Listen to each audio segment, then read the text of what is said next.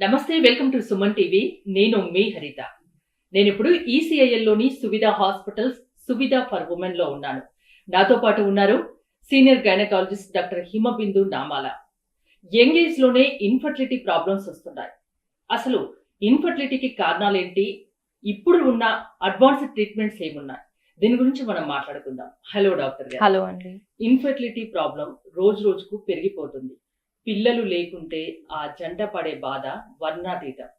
Young age లోనే infertility రావడానికి కారణాలు ఏంటి? సో ముఖ్యంగా యంగ్ ఏజ్‌లో కారణాలు ఏంటి అంటే రైట్ నౌ మనము మ్యారేజ్ ఏజ్ ఫీమేల్స్ అన్ని రంగాల్లో ముందుకెళ్ళడం వల్ల వాళ్ళు కొంచెం పోస్ట్‌పోన్ చేసుకుంటున్నారు. లైక్ అరౌండ్ అంతకుముందుకు 23, 21కి అలా మ్యారేజెస్ అయ్యేటివి. ఇప్పుడు కొంచెం డిలే అవుతున్నాయి. ఓకే. సో దానివల్ల ఏంటంటే వాళ్ళు ప్రెగ్నెన్సీ ప్లాన్ చేసుకోవడం ఇంకో 2, 3 ఇయర్స్ పోస్ట్‌పోన్ చేసుకుంటారు. So once a female crosses 30 or 35 years వాళ్ళకున్న ఎగ్ రిజర్వ్ అనేది తగ్గే అవకాశం ఉంటుంది. సో ఎగ్ రిజర్వ్స్ తగ్గడం అనేది మెయిన్ రీజన్ ఏజ్ పరంగా. And coming to the structural aspects. So structural ఆస్పెక్ట్స్కి వచ్చేసరికి గర్భసంచి, ట్యూబ్స్, అండాశయాలు, ఓకే, అండ్ ముఖద్వారం. ఓకే.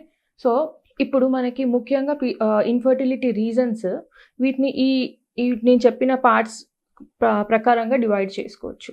సో ఓవరీస్కి వచ్చేసరికి ముఖ్యంగా ఇప్పుడు ఫేస్ చేస్తున్న ఇష్యూ పీసీఓడి. పీసీఓడికి ముఖ్య కారణాలు ఏంటి అంటే weight issues because of our sedentary life. Next వాళ్ళు పడే స్ట్రెస్. చాలామంది females night shifts or night duties వల్ల డిస్టర్బ్డ్ స్లీప్ ఉంటుంది. సో మెలటోనిన్ రిలీజింగ్ హార్మోన్ అనేది డిస్టర్బ్ అవుతుంది. దానివల్ల ఏంటంటే బాడీలో పేరుకున్న స్ట్రెస్ని నైట్ రిలీజ్ చేస్తుంది హార్మోన్. సో మనం నైట్ హార్మోన్ వర్క్ చేయడానికి టైం ఇవ్వనప్పుడు ఆ స్ట్రెస్ అనేది బాడీలో ఉండిపోయి దానివల్ల పీసీఓడి ట్రిగర్ అవుతుంది. Okay. And mental stress. So ఇప్పుడు మనము అన్ని రంగాల్లో ముందుకెళ్తున్నాము, అది that's a good sign. But దాంతోపాటు మనకి జరిగే డిసడ్వాంటేజ్ ఏంటి అంటే స్ట్రెస్ తీసుకోవడం వల్ల ఎక్కువగా ఖచ్చితంగా సో దానివల్ల మనకి పీసీఓడి ట్రిగర్ అయ్యే ఛాన్స్ ఉంటుంది. ఓకే. నెక్స్ట్ సెడెంటరీ లైఫ్ గురించి చెప్పాను, స్లీప్ డిస్టర్బెన్స్ గురించి చెప్పాను, అండ్ మన ఆహార నియమాలు. ఓకే.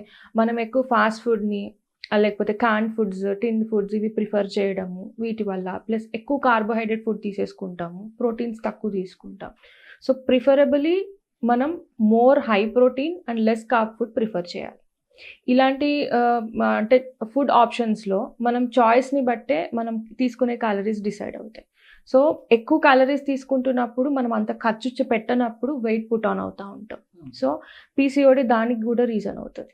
సో పీసీఓడి వచ్చిన వాళ్ళకి తొందరగా వెయిట్ పుట్ ఆన్ అవుతూ ఉంటారు. And there are 2 type of PCODs, lean and obese. So lean వాళ్ళని కనుక్కోవడం డిఫికల్ట్ బికాస్ వాళ్ళకి మెంటల్ అండ్ ఫిజికల్ స్ట్రెస్ వల్ల స్ట్రెస్ పెరిగిపోవడం వల్ల పీసీఓడి వస్తుంది, వెయిట్ పుట్ ఆన్ అవ్వడం వల్ల కాదు. సో అండాశయాలకు సంబంధించి I have explain regarding egg reserve. Poor egg reserve ఉన్నా లేకపోతే పీసీఓడి ప్రాబ్లం ఉన్నా ఇన్ఫర్టిలిటీ ఇష్యూస్ ఫేస్ చేసే అవకాశం ఉంటుంది. Next coming to tubes. Fallopian tubes అంటాం. ఈ ఫలోపియన్ ట్యూబ్స్ అండాశయం నుంచి ఎగ్ రిలీజ్ అయిన దాన్ని మనకి యూట్రస్కి తీసుకెళ్ళడానికి అదొక ఛానల్. సో ఈ ఛానల్లో కొన్నిసార్లు కింద గర్భసంచి ద్వారం దగ్గర లోకల్ ఇన్ఫెక్షన్స్ పైకి అసెండ్ అయినప్పుడు ఈ ట్యూబ్స్లో వాపు కానీ నీరు కానీ చేరే అవకాశం ఉంటుంది. దీనివల్ల అక్కడక్కడ కొన్ని పొరల్లాగా బ్లాక్స్ లాగా క్రియేట్ అయ్యే అవకాశం ఉంటుంది.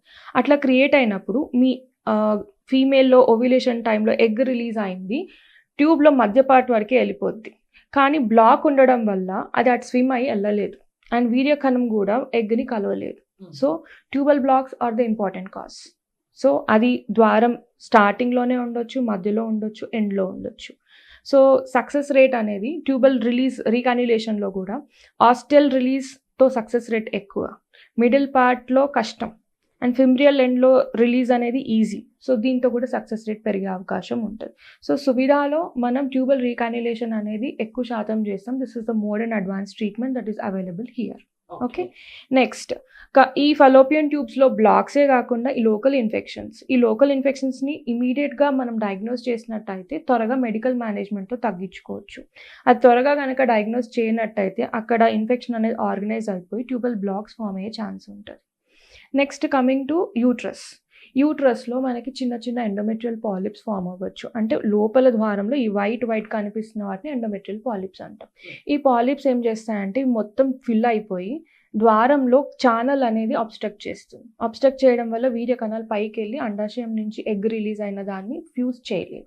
ఓకే, సో ఈ ఎండోమెట్రియల్ పాలిప్స్ కూడా one of the reason. So ఈ endometrial polyp resection is more important. So ప్రతి ఎండోమెట్రియల్ పాలిప్ వచ్చిన పేషెంట్కి ఇన్ఫర్టిలిటీ రాదు, అట్లా అని మనము వీటిని నెగ్లెక్ట్ చేయకూడదు. ఓకే, ఒక పేషెంట్ వచ్చింది మన దగ్గరికి, అసలు ఎప్పుడు కలవాలి డాక్టర్ని? Female after trying for exclusively for 2 years without using any contraceptive, వాళ్ళు అయినా కానీ పిల్లలు కావట్లేదు అన్న కపుల్ మన దగ్గరికి వస్తారు. వచ్చినప్పుడు ఫస్ట్ ఇవన్నీ ఛానల్స్ కరెక్ట్ ఉన్నాయా లేదా మనం చెక్ చేసుకోవాలి. దీంట్లో ఫస్ట్ ఒక బేసిక్ అల్ట్రాసోనోగ్రఫీలో మనకి యూట్రస్ గురించి తెలుస్తుంది, అండాశయాల గురించి తెలుస్తుంది. సో యూట్రస్లో మేము చెప్పిన కారణాలలో ఈ స్ట్రక్చరల్ రీజన్స్లో ఎండోమెట్రియల్ పాలిప్సే కాకుండా వాళ్ళకి చిన్నప్పటి నుంచే కొన్నిసార్లు బైకార్నియేట్ యూట్రస్ ఉండొచ్చు, కొన్నిసార్లు సెప్టాస్ ఉండొచ్చు, చిన్న పార్టీషన్స్ ఉండొచ్చు. అట్లాంటి వాళ్ళల్లో కూడా ఇన్ఫర్టిలిటీ ఇష్యూస్ ఎక్కువ ఉంటాయి. జనరల్ గా మీ సర్వీస్ లో ఎలాంటి ప్రాబ్లమ్స్ తో వచ్చే వాళ్ళని ఎక్కువగా చూస్తున్నారు? ఇప్పుడు right now young couple are coming more with PCODs and tubal blocks. Okay, so మనము సర్వీసైటిస్ దీని గురించి కూడా మాట్లాడుకోవాలి. ఈ సర్వీసైటిస్ అనేది లోకల్ ఇన్ఫెక్షన్స్ మన ప్రాపర్ ఇమ్యూనిటీ మెయింటైన్ చేయనప్పుడు ఆర్ బికాస్ ఆఫ్ STDs వల్ల కూడా వస్తుంది. సో ఇది ఇక్కడ లోకల్ ఇన్ఫెక్షన్ మనం తొందరగా అడ్రస్ చేసి మెడిసిన్ వాడినప్పుడు అది అక్కడికి ఆగిపోతుంది, లేదంటే పైకి అసెండ్ అయ్యి పెల్విక్ ఇన్ఫ్లమేటరీ డిసీజ్ లాగా మారుతుంది. దానివల్ల గర్భసంచి లోపల అతుకులు ఫామ్ అవుతాయి, ట్యూబ్స్లో కూడా ఫామ్ అవుతూ ఉంటాయి. సో వీటన్నిటిని అడ్రస్ చేసేటప్పుడు మనం first patient history and complaints ప్రాపర్గా నోట్ చేసుకోవాలి. వాళ్ళ సెక్షువల్ హిస్టరీ ఎలా ఉంది అవన్నీ నోట్ చేసుకొని దాన్ని బట్టి మనం ట్రీట్మెంట్స్ డిసైడ్ చేస్తాం. అంటే పిల్లల్ని కనడానికి కరెక్ట్ ఏజ్ ఏదంటే ఏం చెప్తారు? So before 35 is the right age. And 35 అలా అని pregnancy it should not be decided or it should happen by choice.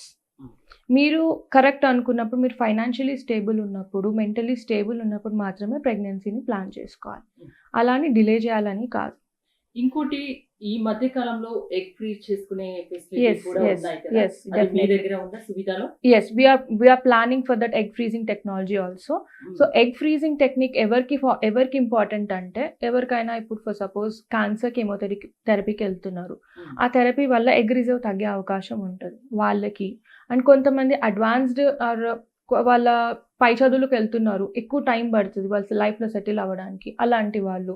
So వీళ్ళందరూ కూడా ఎగ్ ఫ్రీజింగ్కి వెళ్ళినప్పుడు వాళ్ళు ఏ ఏజ్లో ప్రెగ్నెన్సీ ప్లాన్ చేసుకున్నా అప్పుడు నష్టం లేదు. ఇంకోటి, కన్సీవ్ అయినా కూడా తరచూ అబార్షన్స్ అవుతూ ఉంటాయి. Yeah. దానికి ఎలాంటి కారణాలు ఉంటాయి? దానికి కూడా ట్రీట్మెంట్స్ ఉన్నాయా? ఎస్, సో ఫస్ట్ మనకి ఎర్లీ ట్రైమిస్టర్ అంటే ఫస్ట్ ట్రైమిస్టర్ మొదటి 3 నెలల్లోనే అబార్షన్స్ జరిగే అవకాశం ఉంటుంది. దాంట్లో ముఖ్యమైన రీజన్స్ ఏంటంటే ఎక్కువ వరకు లోకల్ ఇన్ఫెక్షన్స్ ఫస్ట్, రెండోది ఏంటంటే జెనెటిక్ కాజెస్, అండ్ మూడోది ఏంటంటే ఆ ఫ్యూజ్ అయిన ఎగ్ కానీ స్పర్మ్ కానీ వీక్ అయి ఉన్నప్పుడు, ఇలాంటి కండిషన్స్లో మనకి ఎర్లీ అబార్షన్స్ అయ్యే ఛాన్స్ ఉంటుంది. అండ్ స్ట్రక్చరల్గా ఆ ఇంప్లాంటేషన్ అనేది కరెక్ట్గా ఫామ్ అవ్వనప్పుడు, వీక్ ఇంప్లాంటేషన్ జరిగినప్పుడు, లేకపోతే లోకల్గా కొంచెం బ్లీడింగ్ కలెక్షన్ ఉన్నప్పుడు, సబ్కోరియానిక్ హెమరేజెస్ ఉన్నప్పుడు ఎర్లీ అబార్షన్స్ అయ్యే ఛాన్స్ ఉంటుంది. దీంట్లో అన్నీ కరెక్టబుల్ కాదు. ఫర్ సపోజ్ ఇద్దరు కపుల్ ఉన్నారు, వాళ్ళిద్దరూ కలవడం వల్ల ఆటోజోమల్ డామినెంట్ ఇష్యూస్ కానీ అట్లాంటి సెక్స్ లింక్డ్ డిజార్డర్స్ ఉన్న ఎంబ్రియో కనుక ఫామ్ అయితే, అది నేచర్ అనేది హెల్దీ ఎంబ్రియోని మాత్రమే ప్రమోట్ చేస్తుంది. ఒక్కసారి నేచర్ ఐడెంటిఫై చేసింది అక్కడ డిఫెక్ట్ ఉంది అన్నప్పుడు న్యాచురల్గా it will let it out. Okay, so correctable reasons ఏంటి అంటే లోకల్ ఇన్ఫెక్షన్స్ని కరెక్ట్ చేసుకోవచ్చు, అండ్ సబ్కోరియానిక్ హెమరేజెస్ ఇలాంటి ఫామ్ అయినప్పుడు ఇంప్లాంటేషన్ జాగ్రత్తగా కరెక్ట్గా ఫామ్ కావడానికి నెక్స్ట్ టైం మనం ఫోలిక్ యాసిడ్ సప్లిమెంట్స్ అట్లాంటివి ఇచ్చి చూసుకోవచ్చు. And genetic counselling is more important. First of all abort అయినప్పుడు ఎందుకు అబార్ట్ అయింది, ఇదే కాకుండా మనకి ఫీమేల్స్లో ఆప్లాస్ అని కొన్ని ఆటోఇమ్యూన్ డిజార్డర్స్ ఉంటాయి, వీటి వల్ల కూడా అబార్షన్స్ జరిగే అవకాశం ఉంటుంది ఫస్ట్ 3 monthsలో, ఆర్ రికరెన్స్ ఆఫ్ అబార్షన్స్ ఉంటాయి. ఈ ఆప్లాస్ కానీ ఇట్లాంటి వాటిని కూడా మనం ట్రీట్ చేసుకోవచ్చు. ప్రతిదానికి ట్రీట్మెంట్స్ ఉన్నాయి, అడ్వాన్స్డ్ ట్రీట్మెంట్స్ ప్రతిదానికి లేదు, ఏ ప్రాబ్లం ఉన్నా ట్రీట్మెంట్స్ అయితే ఉంటాయి. అబార్షన్స్ జరుగుతున్నప్పుడు క్రోమోజోమ్ అబ్నార్మాలిటీస్ ఉన్నాయి, దానికి మనం ట్రీట్ చేయలేం, దానికి మనం వాన్ మాత్రమే చేయొచ్చు. ఫర్ సపోజ్ 100% ఛాన్సెస్లో కొంతమందికి 25% ఛాన్స్ ఆఫ్ నెక్స్ట్ అబార్షన్ ఉంటుంది. అది మనం వార్మ్ చేస్తాం వాళ్ళకి. సో అంటే మీకు ముందస్తు జాగ్రత్తలు మీకు తీసుకోవచ్చు. 4 పిల్లల్లో ఒకరు అబార్ట్ అయ్యే ఛాన్స్ ఉంటుంది ఎవ్రీ ప్రెగ్నెన్సీలో. మ్మ్. సో అది మనం వార్న్ చేయొచ్చు. సో ప్రతిసారి మనకి ఆ కౌన్సిలింగ్ ఇచ్చినప్పుడు పేషెంట్కి కూడా ప్రతిసారి ఆ డిప్రెషన్ అనేది ఉండదు. ఈసారి పోయింది అంటే మళ్ళీ రాదు అన్న mental గా వాళ్ళు- మెంటల్ గా preparation is more important in case of genetic conditions. ప్రతి ఇన్ఫెర్టిలిటీ కపుల్ కి ఐవీఎఫ్ అనేది ఖచ్చితంగా అవసరమా? ఇప్పుడు ఫర్ సపోజ్ మనకి చిన్న లోపల పొరలు ఉన్నాయి. ఈ పొరల వల్ల పేషెంట్ కన్సీవ్ అవ్వట్లేదు. ఇది ఫస్ట్ ఆఫ్ ఆల్ మనం ప్రాపర్గా వర్కప్ చేసి హిస్ట్రోస్కోపీతో రిలీజ్ చేసాం అనుకోండి, పేషెంట్ కన్సీవ్ అవుతుంది. ట్యూబల్ బ్లాక్స్ ఉన్నాయి, ట్యూబల్ బ్లాక్ రిలీజ్ చేస్తే పేషెంట్ కన్సీవ్ అవ్వచ్చు. అండ్ పీసీఓడి ఉంది, పీసీఓడి కరెక్షన్ చేస్తే కన్సీవ్ అవ్వచ్చు. Okay, for suppose some unknown reason ఉంది, దానివల్ల కన్సీవ్ అవ్వట్లేదు, will give simple ovulation induction treatments. అది కాకపోతే ఐయుఐస్కి వెళ్తాము. దాని తర్వాత last treatment is IVF. And ఇక్కడ ప్రతిసారి ఆ ఇన్ఫర్టిలిటీ అంటే ఫీమేల్ని కాన్సన్ట్రేట్ చేయడమే కాదు, male factors also contribute to 40%. So వచ్చినప్పుడు ఫస్ట్ స్క్రీనింగ్ మేల్కి కూడా జరగాలి. Semen analysis is the basic thing.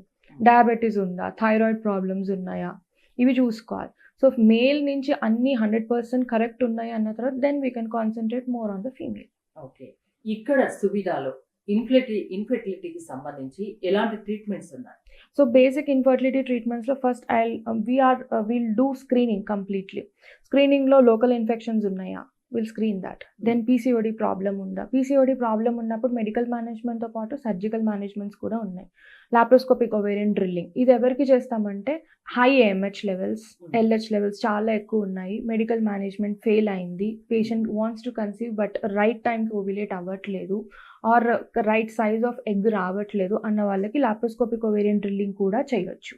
Okay, next tubal cannulation గురించి already we have discussed. And కొంతమందికి ఫైబ్రాయిడ్స్ వల్ల కూడా కంప్రెస్ చేస్తూ ఉంటుంది, ఆర్ ఎండోమెట్రియం ప్రాపర్గా షేప్లో ఇర్రెగ్యులర్ షేప్ రావడానికి, ఆర్ ఇంప్లాంట్ అయిన ఎంబ్రియోన్ డిస్లాట్ చేయడానికి ఫైబ్రాయిడ్ రీజన్ అవ్వచ్చు.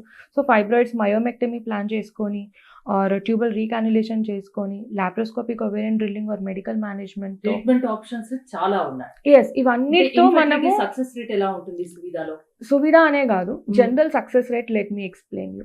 సో మనం ఓవ్యులేషన్ ఇండక్షన్స్ చేసినప్పుడు అవుట్ ఆఫ్ మనం న్యాచురల్గా వితౌట్ ప్రొటెక్షన్ కనుక పేషెంట్ ట్రై చేసినప్పుడు వాళ్ళ సక్సెస్ రేట్ అనేది 10 to 15%. ఇంకో 5% పెంచడానికి ఓవ్యులేషన్ ఇండక్షన్స్, దానిపై ఇంకో 5% పెంచడానికి అంటే 30% పెంచడానికి IUIs, and up to 40 to 45% chances with IVF. But IVF కూడా క్యూములేటివ్ ఎఫెక్ట్, 2 to 3 సైకిల్స్ చేసినప్పుడు 45% చెప్తాం. 1 సింగిల్ సైకిల్తో ఇంత సక్సెస్ రేట్ అనేది చెప్పలేము. బికాస్ మన చేతిలో ఉంది ఏంటి అంటే ఎంబ్రియో ఫామ్ చేసి దాన్ని అక్కడ వదిలేయడం, అది ఇంప్లాంట్ అవ్వాలి. ఇప్పుడు హ్యాచింగ్, గ్లూ అవి చాలా వస్తున్నాయి కానీ వాటికి ఇంకా ప్రాపర్గా ఇవి ఇంత సక్సెస్ రేట్ ఇవ్వగలవు అని చెప్పి ఇంకా ఏం స్టడీస్ రాలేదు. సో ఇంప్లాంటేషన్ జరగాల్సింది యూట్రస్కి ఎంబ్రియోకి మధ్యలో ఉన్న కమ్యూనికేషన్తో. ఆ కమ్యూనికేషన్ అనేది నేచర్ డిసైడ్ చేస్తుంది, మనం కాదు. సో మనం ఎంత ఐవీఎఫ్ చేసినా ఏది చేసినా అక్కడ డిసైడింగ్ ఫ్యాక్టర్ అనేది ఎంబ్రియో ఎంత స్ట్రాంగ్ ఉంది, యూట్రస్ ఎలా ఉంది, అది డిసైడ్ చేస్తుంది. కాబట్టి అందుకే మనం 100% సక్సెస్ రేట్ అని చెప్పలేం.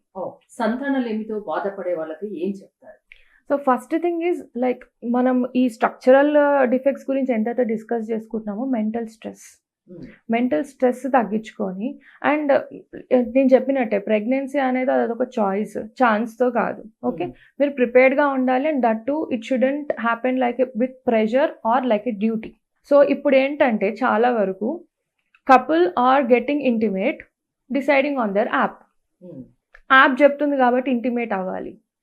ఏదైతే న్యాచురల్ గా అవ్వాల్సిందో తీయడం న్యాచురల్ గా లేదు. మనం ఎక్కడికైనా వెళ్ళి పని చేయాలంటే అది న్యాచురల్ గా లేదు. Even intimate moments are also not natural. App is deciding. So మనం ఆ స్ట్రెస్ అనేది క్యారీ అవుతుంది. ఈవెన్ మనము కపుల్ కి వీ గివ్ ఫర్టైల్ డేట్స్ ఇస్తాం, ఈ టైంలో ఇంటిమేట్ అవ్వండి. That also creates a pressure. Many times couple comes regularly for 6 months, couple treatment ఆపేసిన తర్వాత కన్సీవ్ అవుతారు. బికాస్ ఆ మీన్ టైంలో వాళ్ళకి మెంటల్ స్ట్రెస్ అనేది ఎక్కువ అయిపోతుంది. ఈ టైంలో నేను పని చేయాలి అన్నట్టు వాళ్ళు ఫీల్ అవుతున్నారు. సో అసలు ఇన్ఫెర్టిలిటీ ప్రాబ్లం ఉంటే బాధపడిన అవసరం లేదు. ట్రీట్మెంట్ ఆప్షన్స్ అయితే చాలా ఉన్నాయి. Multiple options are there. Doctor ని కలవండి, మీ Yes. దగ్గరలో డాక్టర్ ని కలవండి. సువిధాలో అయితే అడ్వాన్స్డ్ ట్రీట్మెంట్స్ ఉన్నాయంటున్నారు. ఈసీఐఎల్ లో సువిధా హాస్పిటల్స్ ఉన్నాయి. ఇప్పుడు కాప్రాలో సువిధా ఫర్ ఉమెన్ అని ఉంది. ఈ రెండింటి స్పెషాలిటీస్ ఏంటి? సో సువిధా ఫర్ విమెన్ లో ఏంటంటే సపరేట్ అంటే exclusive antenatal checkups and antenatal exercises గురించి counselling, separate nutritional plans tailored made. Like కొంతమందికి డయాబెటీస్ ఉంటుంది, వాళ్ళు ఎలాంటి ఫుడ్స్ తీసుకోవాలి, థైరాయిడ్ ఉన్న వాళ్ళు ఎలాంటి ఫుడ్స్ ప్రిఫర్ చేయాలి, హైపర్ టెన్షన్ ఉన్న వాళ్ళు ఎలాంటి కేర్ తీసుకోవాలి. సో ఇవన్నిటిని బేస్ చేసుకొని మనం డిఫరెంట్ న్యూట్రిషనల్ ప్లాన్స్ ఇస్తాం పేషెంట్కి. And patient counselling will be easy and they feel more private and they express many things where Okay. It is like a separate launch, women కోసం launch చేసాం. So ఇక్కడ infertility ఇష్యూసే కానీ, లేకపోతే laser ట్రీట్మెంట్సే కానీ, యాంటీనేటల్ బర్తింగ్ ఎక్సర్సైజెసే కానీ, regular antenatal checkups and gynaec issues also. Many patients come with irregular cycles ఆ కంప్లైంట్స్, అవన్నిటి గురించి ఇక్కడ హ్యాండిల్ చేస్తాం. And coming to Suvidha hospitals, it's a super speciality hospital with many departments, exclusively focusing on the neurology, trauma, critical care. Along with urology, we also concentrate on mother and child department. Okay. Mother and child lo mostly we are promoting painless labors, normal deliveries, cesarean sections if required, and post natal lactational support ఏంటి. So delivery అయిపోగానే అంతా finish అయిపోదు, అక్కడే start అవుతుంది. ఎలాంటి diet తీసుకోవాలి, ఆ తర్వాత ఎలాంటి కేర్ తీసుకోవాలి, కేర్ ఎప్పుడు తీసుకోవాలి, ఎప్పుడు హెల్త్ డిపెండ్ అయ్యి ఎస్ ఎప్పుడు ఎక్సర్సైజెస్ చేయాలి, ఎప్పుడు ఎక్సర్సైజెస్ రెజ్యూమ్ అవ్వాలి ఒక ఫీమేల్, ఆర్ ఆఫీస్కి ఎప్పుడు వెళ్ళాలి, ఇలాంటి చాలా థింగ్స్ వాళ్ళ బ్రెయిన్లో వెళ్తూ ఉంటాయి. So next 3 months also important. Next 3 months కూడా regular checkups is more important. ఆరోగ్యమే ప్రధానం కాబట్టి అన్ని రకాల జాగ్రత్తలు తీసుకోవాలి అంటారు. సువిధా హాస్పిటల్స్ లో కానీ, సువిధా ఫర్ ఉమెన్ లో కానీ అనేక అడ్వాన్స్డ్ ట్రీట్మెంట్స్ ఉన్నాయి. ఇన్ఫెర్టిలిటీ కూడా మల్టిపుల్ ట్రీట్మెంట్ ఆప్షన్స్ ఉన్నాయంటున్నారు. థ్యాంక్ యూ డాక్టర్ హిమబిందు గారు.